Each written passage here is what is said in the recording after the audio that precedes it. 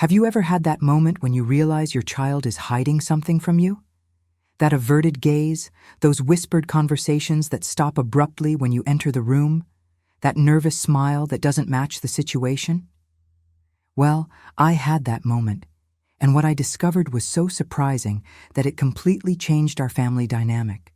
My name is Diana. I'm 42 years old, a single mother of 2 wonderful children, and I work as a project manager at a technology company here in the United States. My life has always been an organized rush, that kind of routine where you need to be 3 steps ahead to be able to handle everything: work, bills, the children's education, the house, literally everything a family needs to function. And it was exactly this ability to anticipate situations that made me realize something very strange was happening right under my nose. It all started about 3 months ago, when my oldest son Joshua, who is 17 years old, started acting differently. Joshua has always been that type of responsible teenager, the kind you don't need to hover over to do homework, who always lets you know when he's going out, who keeps his room relatively organized, in short, any mother's dream. But suddenly, he started spending hours locked in his room, always on the phone, always typing something on the computer with an urgency I had never seen before. At first, I thought it was typical teenage stuff, maybe a new girlfriend, maybe some school project, nothing major. But then I started noticing other details. My younger daughter, Amber, who is 14 and normally glued to me telling every detail of her life, also started being strangely quiet. Amber is that child who, when you ask how her day at school was, tells you every minute, from breakfast to coming home, with details about each friend, each teacher, each event. But suddenly, her answers became monosyllabic. How was school? Good. What did you do today? Nothing much. Do you have homework? Already done. And worse, she and Joshua started exchanging meaningful looks during dinner, those looks that clearly say there's a conversation happening without words. As a mother, as a Black woman who grew up having to be twice as smart to get half the opportunities, I know how to recognize when something is happening between the lines. My mother always said that Black women need to have the eyes of an eagle and the ears of an owl, and she was absolutely right. So I started paying more attention, not invasively, not snooping through their things, but simply observing. And that's when I noticed a pattern. Every Tuesday and Thursday, Joshua would come home and go straight to his room to make a call, always at the same time, always with the door closed, always speaking quietly. Amber, on the other hand, started receiving mysterious packages, those padded envelopes that come through the mail. When I asked what they were, she said they were school things, materials for projects, that sort of thing. But I've worked in project logistics for 15 years, and I know very well that school projects don't require 3 deliveries per week of materials arriving in professional packaging. Additionally, the 2 of them started mentioning a name frequently, Rebecca. At first I thought she was a new friend, but the way they talked about her was different. There was a tone of respect, almost admiration, that doesn't match how teenagers talk about their peers. And there was something else. They mentioned they were helping Rebecca with something important, something that would make a difference, but they always changed the subject when I tried to learn more details. My curiosity was running wild, but I knew that if I confronted them directly, I would only get half-truths or well-crafted lies. Teenagers are experts at that, aren't they? So I decided to do what I do best, investigate discreetly and put the puzzle together piece by piece. I started paying attention to schedules. Joshua made those calls always at 7 in the evening. Amber received packages always on Wednesdays. On Saturdays, the 2 of them would go out together, which was extremely rare because Joshua normally found it mortally embarrassing to be seen with his younger sister. But suddenly they were going somewhere together, coming back 3 hours later with that mission-accomplished air. When I asked where they had been, the answer was always vague: at a friend's house, at the mall, at the library. One day, while collecting dirty laundry from Joshua's room to wash, I accidentally bumped into his backpack and some papers fell to the floor. It wasn't on purpose, but when I went to pick them up to put them back, I couldn't help but look. They were spreadsheets, graphs, financial projections, documents that looked extremely professional for a 17-year-old. There was even a detailed timeline with activities distributed over 3 months with completion markers and established goals. This wasn't schoolwork. This was real business planning. My heart raced. What the hell was my son doing? Had he gotten involved in something illegal? Was he selling something he shouldn't? My mind started creating the most terrible scenarios possible. But then I took a deep breath and forced myself to think rationally. Joshua had always been a boy of good character, responsible, ethical. He wouldn't do anything that could harm himself or the family. There had to be a logical explanation. I put the papers back exactly as they were and left the room. But now my investigative mission had become priority number 1. I started paying attention to every detail. I noticed Joshua was using the computer to research social entrepreneurship, mentoring programs for youth, digital marketing strategies for social causes. Amber, in turn, was constantly on her phone editing videos, creating content, writing texts. They had transformed our living room table into a mini office on weekends, with colorful post-its, to-do lists, marked calendars. How did they think I wasn't seeing all this? But what really intrigued me was this Rebecca person. Who was she? What role did she play in this whole story? I decided then to do something I normally wouldn't do. Use my professional search skills to investigate. I started looking on Facebook, Instagram, any social network that could give me a clue. And that's how I found her. Rebecca Johnson, a 68-year-old Black woman, community activist, founder of a nonprofit organization that helped youth from disadvantaged communities have access to education and development opportunities. Her profile was full of photos of her at community events, in schools, in libraries, always surrounded by young people and children. And then I saw it. In a recent photo, my 2 children were there, next to her, all smiling, holding a sign that said something about a mentoring project. My heart filled with contradictory emotions. On one hand, I was relieved it wasn't anything dangerous or illegal. On the other, I was hurt that they hadn't told me. Why hide something so beautiful? Why not share with me something that was clearly important to them? I continued investigating and discovered that Rebecca had launched a campaign to raise funds to renovate an old community center and transform it into a learning space for community youth. She needed $30,000 and was using every possible strategy to get that money. And apparently, my children had volunteered to help her. Joshua was using his skills with numbers and planning to organize the fundraising campaign. Amber was using her creativity and talent with social media to publicize the cause and create engaging content. They were working together with other young volunteers to make something happen that was bigger than themselves. I sat there, in front of the computer, with tears in my eyes, too proud to put into words. But there was still the question. Why didn't they tell me? Why all this secrecy? So I decided it was time to have a frank conversation with them, but I didn't want to simply confront them and put them on the defensive. I wanted to understand first, hear their version, know what was going through the heads of these 2 incredible young people I had the privilege of raising. I waited for the right moment. A Saturday afternoon when we were all at home, unhurried, with no urgent commitments. I called them both to the living room and said we needed to talk. I could see the immediate tension on their faces, that fear that Mom had discovered something she shouldn't have. Joshua turned pale. Amber started fidgeting with her hands nervously. I sat with them on the couch, took a deep breath, and began. I said I had noticed they had been very busy lately, very focused on something, and that I wanted to know what was going on. I said I wasn't angry, just curious, and to be honest, a little hurt that they hadn't shared with me something that was clearly important. I saw when their eyes met, that silent communication of people deciding what to do. And then Joshua sighed deeply and started talking. He told me that 4 months ago, during a school project about social impact, he met Rebecca at a talk at the community library.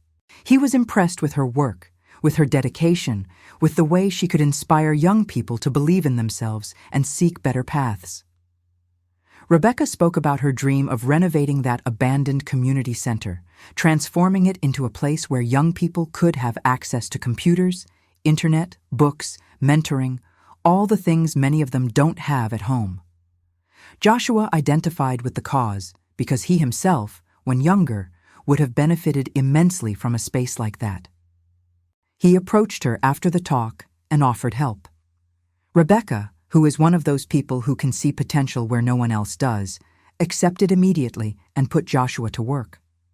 She needed someone who understood numbers, planning, organization, and Joshua had exactly those skills. He set up the entire structure of the fundraising campaign, created control spreadsheets, established realistic goals, divided the work into achievable stages. Amber entered the story when Joshua realized they needed someone to handle the communication and social media part. He knew his sister was creative, had facility with technology, and was good with words, so he invited her to participate. At first, Amber thought it would just be helping to post some things on Instagram, but she ended up getting involved body and soul in the project. She created an entire content strategy, started making videos showing Rebecca's work, interviewing young people who would be benefited by the project, creating awareness campaigns. The reach grew impressively. People started sharing, getting involved, donating. When Joshua finished telling the story, there was that heavy pause in the air. Amber then gathered courage and said what I was already imagining. "Mom, we didn't tell you because we were afraid you wouldn't let us. You work so hard, you're always so tired, always worried about bills, about our future, about so many things. We thought you would say we didn't have time for this, that we needed to focus on studies, that volunteer work doesn't pay the bills. And besides, we wanted to prove to ourselves and to you that we could do something significant, something that really mattered. We wanted to surprise you when everything was ready, when the project was a success." I felt my heart tighten. Tears started running down my face before I could control them. My children thought I wouldn't understand, that I wouldn't support a project as beautiful as this. They thought I was so focused on the practical responsibilities of life that I wouldn't see the value of something that fed the soul, that built character, that made a difference in the world. And the worst part was that they weren't completely wrong. How many times had I cut off conversations about dreams and idealism with practical comments about bills and responsibilities? How many times had I put survival ahead of purpose? Of course I had good reasons. Raising 2 children alone, maintaining a house, building a career in a hostile corporate environment, all of this requires focus and pragmatism. But at some point, without realizing it, I had given the impression that only the practical mattered, that dreams and social impact were luxuries we couldn't afford. I looked at those 2 wonderful young people in front of me, full of compassion, initiative, skills, and courage, and realized I had failed to show them that I also valued these things, that I also believed in the power to make a difference, to help the community, to use our talents for something greater than ourselves. I took both their hands and said, with a choked voice, that never, never should they be afraid to share with me something that was important to them. I said I was immensely proud of what they were doing, that the work they were accomplishing with Rebecca was more valuable than any high grade or any academic achievement could be. I said I deeply regretted if, at any time, I had given the impression that only practical and measurable results had value. But then I took a deep breath and decided to tell them something I had never shared before. A story from my own adolescence that I had kept with me all these years. When I was 16, about Joshua's age now, I also got involved in a community project. It was at the church we attended at the time, in a very poor neighborhood in Detroit. A lady named Grace, very similar to your Rebecca, had started an adult literacy program. She had realized that many women in the community, mothers, domestic workers, had never learned to read and write properly, and this immensely limited their life opportunities. Grace recruited some young people from the church who were patient and dedicated to help as tutors. I was one of those young people. For 2 years, every Tuesday and Thursday, I went to that church basement and taught women 2-3 times older than me to read. I taught them to write their own names, to read bus signs, to fill out forms, to read stories to their children.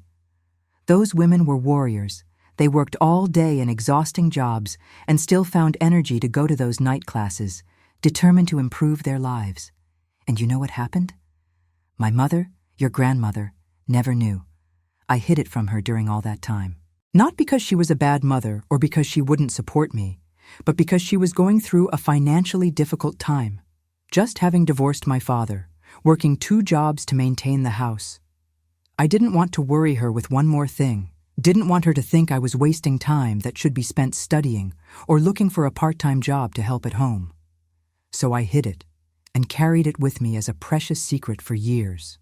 It was only much later, when I was already in college, that I told her. And you know what she said? That she was proud, but also sad that I had felt I needed to hide something so beautiful from her. She said exactly what I'm saying to you now, that family should be the place where we can share our passions and purposes without fear of judgment. Joshua and Amber were looking at me with wide eyes. I think they had never seen me so vulnerable, so open about my past and my own mistakes. Amber, with tears in her eyes, asked why I had stopped doing volunteer work, why I had never gotten involved with community causes again if that had been so important to me. The question caught me off guard, but deserved an honest answer. I explained that when they were born, when I found myself alone with 2 small children to raise, I had to make difficult choices about how to spend my time and energy. Volunteer work took a back seat because there simply wasn't time or energy left for anything beyond paid work and taking care of you. It was a matter of survival, not values. And here I made sure to look both of them in the eyes. Seeing you doing this, using your talents and your time to help other people, this reignited something in me that had been asleep for a long time. You reminded me of who I was, of who I still am underneath all the responsibilities and worries. And for that, I'm even more grateful that you did this, even thinking I wouldn't understand. Then I made a proposal. I wanted to meet Rebecca, I wanted to see the project up close, I wanted to understand exactly what they were doing and how I could help too. Because now that I knew, there would be no more secrets, and if this was important to them, it would be important to me too. I saw both their faces light up immediately. Joshua grabbed his phone right away and called Rebecca, asking if she would be available to receive a visit the next day. I could hear her excited voice on the other end of the line, saying it would be an honor to meet the mother of her 2 most dedicated young team members. The next day, Sunday morning, the 3 of us went together to a neighborhood that was about 40 minutes from home. It was an area I knew by sight but had never really explored, one of those neighborhoods that used to be vibrant decades ago but had suffered from disinvestment and abandonment over the years.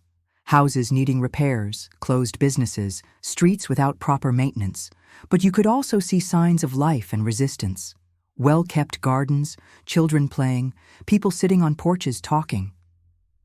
We arrived at an old red brick building that clearly had been an elementary school decades ago.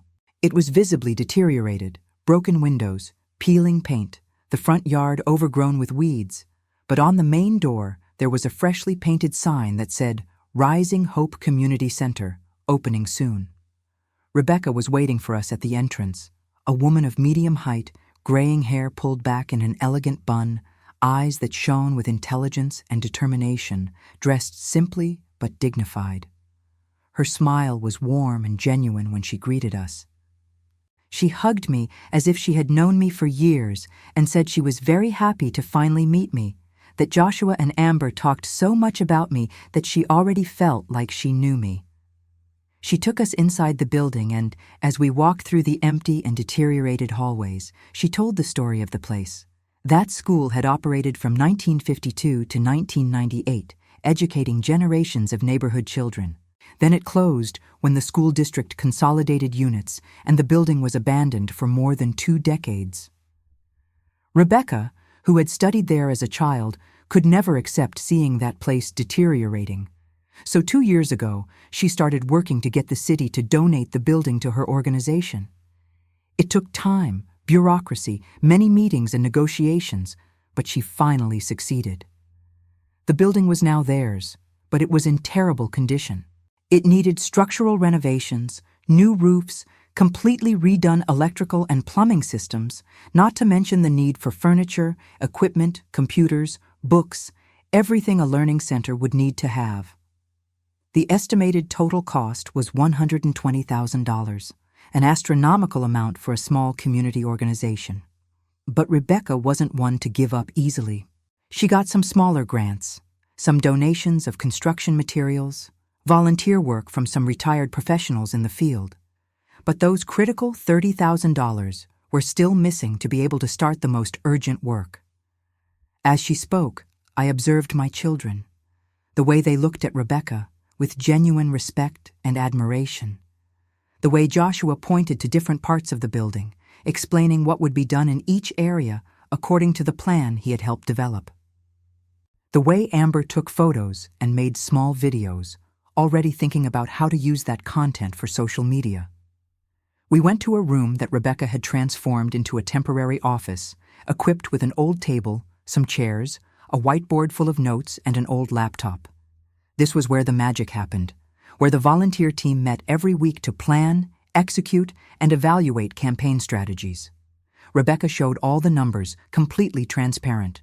Up to that point, they had managed to raise $12,400 through the online campaign, smaller fundraising events, and some direct donations from community members and supporters of her organization.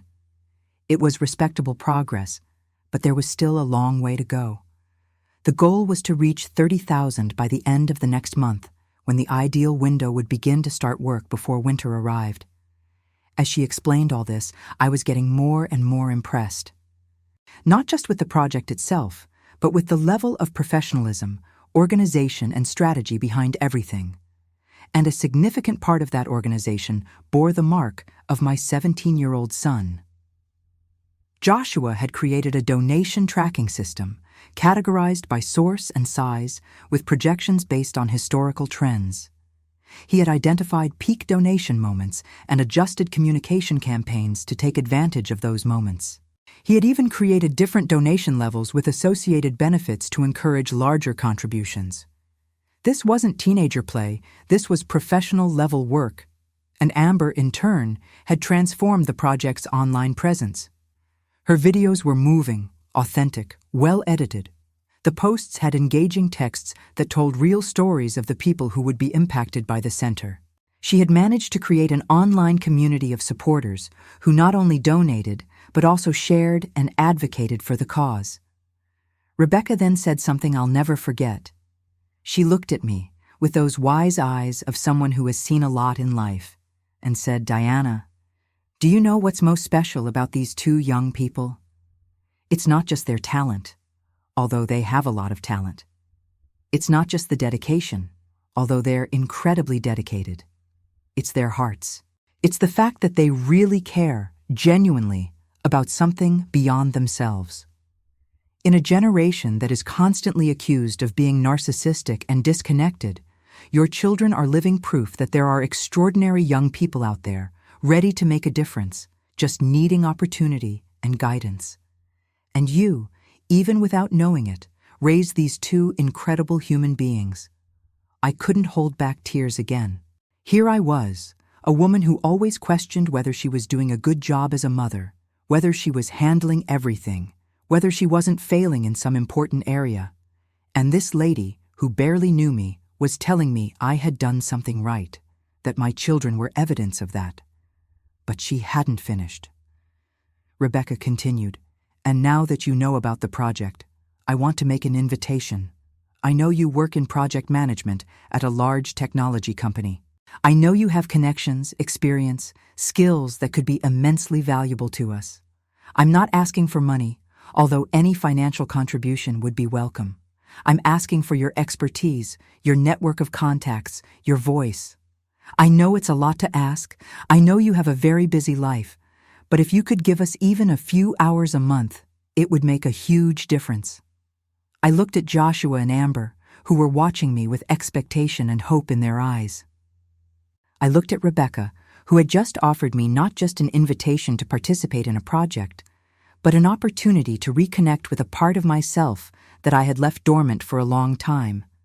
And there, in that improvised room in an abandoned building, I made a decision that would change not only the course of this project, but the course of my own life. I said yes. I said I would do more than donate a few hours, that I wanted to get really involved, that I wanted to use my skills, my network, my voice to help make this dream a reality. Because in the end, this wasn't just about a community center. It was about showing my children that their values mattered, that their efforts were recognized, that their work had real value. And it was about showing myself that it was still possible to make a difference, that it was still possible to connect purpose with action even amid all of life's responsibilities. In the following weeks, I threw myself into the project with everything. I used my professional network to reach potential corporate donors. I got my own company to make a $5,000 donation through their matching gifts program. I connected Rebecca with some executives I knew who had an interest in corporate social responsibility. I used my presentation skills to help create a professional pitch deck that we could use in meetings with potential major donors. I organized a fundraising event at my company, a happy hour where people could meet Rebecca, hear about the project, meet some of the young people who would benefit. Joshua helped organize all the event logistics. Amber created all the promotional material and covered the event on social media, creating a buzz that attracted attention from other potential supporters. We worked together, the three of us, sometimes late into the night, planning, executing, adjusting strategies. And for the first time in a long time, I felt I wasn't just surviving, but really living. I wasn't just fulfilling obligations, but doing something that had real meaning. And most incredibly, I was doing it alongside my children, working together, learning from each other. Joshua taught me about crowdfunding strategies I was completely unaware of. Amber showed me the power of social media in a way I had never understood before. And I, in turn, could teach them about professional networking, about how to present ideas convincingly, about how to navigate corporate environments to get support for social causes. The project brought us closer in a way I never imagined possible. Dinner conversations were now open and lively, sharing the day's victories, discussing challenges, brainstorming solutions together. The house had a new energy, a sense of shared purpose that was contagious. And things started happening. A story about the project was published in the local newspaper, generating a wave of small donations. A local businessman who had grown up in that neighborhood was moved by the story and made a $10,000 donation at once. A foundation that supports community education projects became interested and granted an $8,000 grant. Suddenly, the $30,000 no longer seemed like an impossible goal, but something truly achievable. And then, 3 weeks before the final deadline, it happened. A large technology company, touched by the story and impressed with the project's professionalism, decided to become the main sponsor, covering not only the $30,000 that were missing, but offering an additional $20,000 for technology equipment, computers, tablets, and educational software. When Rebecca received the news and called us to share, we all cried. Joshua, Amber, me, Rebecca, all crying with joy and relief on the phone. We had done it. Against all odds, with hard work, dedication, and an incredible community of supporters, we had done it. The community center would be a reality. The groundbreaking ceremony was scheduled for a Saturday, 2 months after that day when I had confronted my children in the living room. The entire neighborhood was invited, and the response was moving. Hundreds of people showed up, entire families, children running through the yard, adults talking animatedly, everyone celebrating not just a building being renovated, but a symbol of hope and investment in the community. There were speeches. Rebecca spoke with passion about what that center represented, about the opportunities it would create, about the dreams it would help realize. The mayor was there and spoke about the importance of community initiatives. Some young people who would benefit from the center shared their expectations and hopes. And then Rebecca did something that took me completely by surprise. She called Joshua and Amber to the stage. She presented them as two of the architects of that success. Two young people who had dedicated months of volunteer work, who had used their talents and creativity to make the impossible possible. The crowd applauded warmly. I saw my son, normally shy and reserved, waving to the crowd with a shy but genuine smile on his face. I saw my daughter, confident and radiant, already taking selfies with the crowd in the background. And then Rebecca called me too. She said that none of this would have been possible without family support, without a mother who not only allowed but encouraged her children to follow their passions, who joined the effort and used her resources and skills to amplify the impact. I went to the stage, completely disconcerted, and Rebecca hugged me tight, whispering in my ear a thank you that came from the bottom of her heart. I looked at the crowd, at those hundreds of faces, most of them black and brown, many of them from families struggling to survive, to give better opportunities to their children, exactly like me. And I thought about how it had all started, with my son thinking I wouldn't understand their plan, with them hiding something so beautiful from me for fear that I wouldn't approve or see the value, and how reality had turned out completely different. Not only did I understand, but I became an integral part of it, and in the process, we all learned valuable lessons. My children learned they don't need to hide their passions and purposes from family, that vulnerability and honesty create deeper connection than well-kept secrets. They learned they have real and valuable skills that can make a difference in the world, even being so young. They learned about planning, execution, persistence, teamwork, all skills they will carry for the rest of their lives. And I learned that I had been so focused on protecting and providing for my children that I had forgotten to show them that I also value purpose, impact, making a difference in the world. I learned that being a good mother doesn't just mean ensuring they have food on the table and can go to college, but also supporting their passions, validating their values, being a partner in the projects that are important to them. I learned that I still have a lot to offer beyond my role as provider, that my skills and experience can make a difference in contexts that go beyond corporate work. And perhaps the most important lesson, I learned to recognize when I was operating on survival autopilot and to deliberately choose moments to live with more purpose and presence. Because in the end, that's what I almost missed. The connection with a vital part of what my children were doing, the opportunity to be part of something that was shaping them as human beings. In the following months, the center began to take shape. Work progressed rapidly with the entire community participating in some way.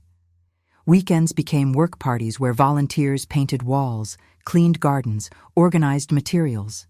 Joshua continued managing the project, now not just fundraising, but also the implementation phase, coordinating schedules, managing budgets, solving logistical problems. Amber documented each stage, creating a visual record that would be used both to account to donors and to inspire other communities to undertake similar projects. And I became a kind of strategic advisor to Rebecca, helping her think about long-term sustainability, how to diversify funding sources, how to measure and communicate impact to ensure continued support. But beyond the practical work, something deeper was happening in our family. Meals together became sacred again, a time when we disconnected from everything and really talked. Joshua started sharing more about his future aspirations, about how this experience had changed his perspective on what he wanted to do professionally. Amber became more confident, more articulate, clearer about her own talents and how she wanted to use them. And me, well, I rediscovered a part of myself that had been dormant for a long time. I started seeking more opportunities to connect my professional work with social impact. I started being more intentional about how I spent my time and energy, ensuring there was space not just for responsibilities, but also for purpose. Today, 6 months after that day when I confronted my children in the living room, the Rising Hope Community Center is operating at full capacity.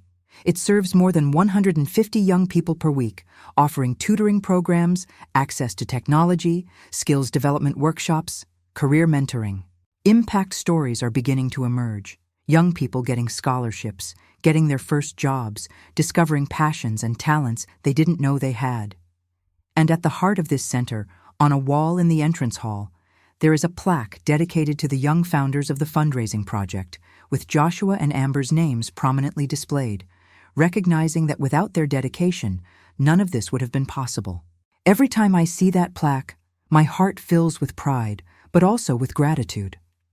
Gratitude that they followed their instincts and got involved in this project even without my initial approval. Gratitude that I was curious and investigative enough to discover what was happening. Gratitude for the opportunity to have been corrected in my assumptions about how they would see my support. Because in the end, they thought I wouldn't understand their plan, but I not only understood but became a partner in that plan. And together we did something much bigger than any of us could have done alone. So, if you've made it this far in this story, I want to leave some reflections with you. First, if you're a parent, pay attention to the signs. When your children start acting different, it's not always something bad. Sometimes it's something extraordinarily good that they're hiding because they think you won't understand or support. Create an environment where they feel they can share their passions and purposes without fear of judgment. Show through your actions and words that you value not just academic or professional achievements, but also character, compassion, and commitment to making a difference in the world. Second, if you're young and are hiding something important from your parents because you think they won't understand, consider giving them a chance. You might be surprised. Your parents were young once, had their own passions and dreams, and many of them still carry those dreams even if they don't talk about it. By sharing what's important to you, you may not only gain support, but also help your parents reconnect with parts of themselves that were forgotten. And third, for all of us, it's never too late to make a difference. I had left community work aside for almost 2 decades, focused on survival and responsibilities. But when the opportunity appeared, when my children showed me the way, I discovered I still had a lot to offer, that my skills and experience could be used for something far beyond corporate reports and business meetings. You don't have to choose between responsibility and purpose, between paying bills and making a difference. With creativity and intentionality, it's possible to integrate both. This journey with my children and with Rebecca transformed me. It made me a better mother, a more fulfilled professional, a more complete person. It showed me that being one step ahead isn't about controlling or manipulating, but about being attentive, curious, and willing to adapt when you discover your assumptions were wrong. My son thought I wouldn't understand their plan, but I not only understood, but became an integral part of making it a reality. And now, when I look at Joshua and Amber, I don't just see my children. I see partners. I see agents of change. I see 2 extraordinary young people who taught me that sometimes parents need to learn from their children, as much as children need to learn from their parents. So my invitation to you today is this. Pay attention. Pay attention to the signs around you, to the opportunities for connection you might be missing, to the chances to make a difference that appear in unexpected ways. Your children might be planning something incredible right under your nose. Your coworkers might be involved in projects you would love to support. Your community might need exactly the skills and experiences you have to offer. The question is, are you paying attention? Are you willing to be surprised? Are you open to having your assumptions challenged? Because that's exactly what happened to me, and it changed everything. If this story touched you in some way, if you identified with any part of it, if it made you reflect on your own life and relationships, leave a comment below telling your experience. Have you ever discovered your children were doing something incredible without you knowing? Have you ever gotten involved in a community project that changed your perspective? Have you ever had to deal with the challenge of balancing practical responsibilities with purpose and meaning? Share your story in the comments, because every story matters and can inspire other people who are going through similar situations. And if you're not already subscribed to this channel, please consider subscribing now.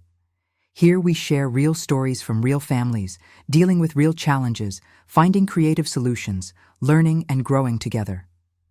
Every week we bring new content that will make you reflect, get emotional, and perhaps see your own life from a different perspective.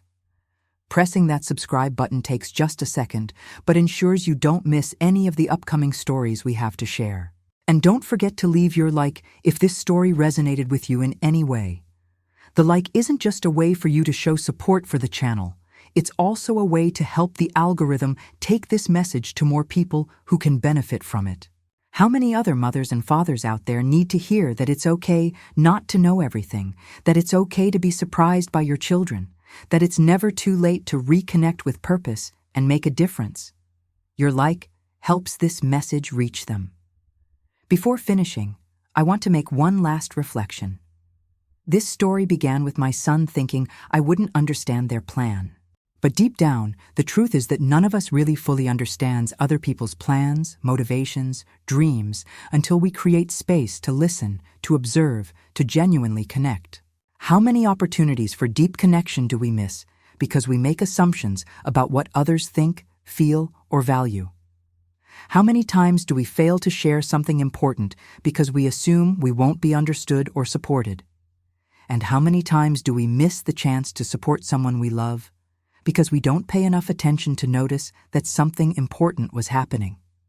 In the age of social media, of constant digital connection, paradoxically, we often feel more disconnected than ever. We're physically present but mentally absent, sharing the same space but living in parallel worlds. This story is a reminder that real connection requires intentional attention, genuine curiosity, and willingness to be vulnerable and surprised. It's also a reminder that making a difference in the world doesn't always require grand gestures or immense resources. Sometimes it starts with two teenagers deciding to use a few hours a week to help a lady with a dream.